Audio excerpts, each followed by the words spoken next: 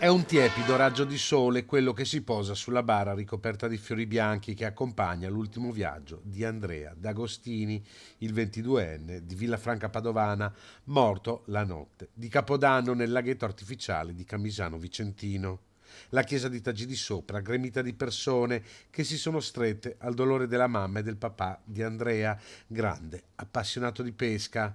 Quella notte aveva deciso di trascorrere il Capodanno con gli amici facendo ciò che più amava, pescare, ma dopo che tutti si erano coricati è avvenuta la tragedia.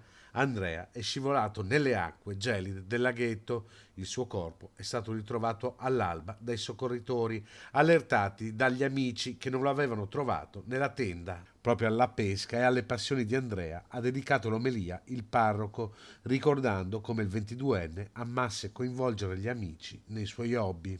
Una passione particolare per la pesca.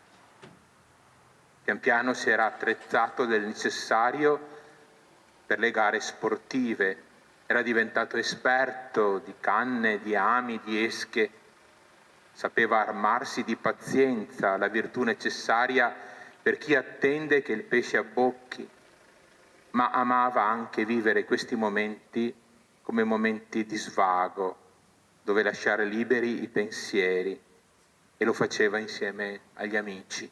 In chiesa, accanto alla mamma e il papà, anche la fidanzata e tanti amici del giovane e un'intera comunità che ha voluto salutare Andrea.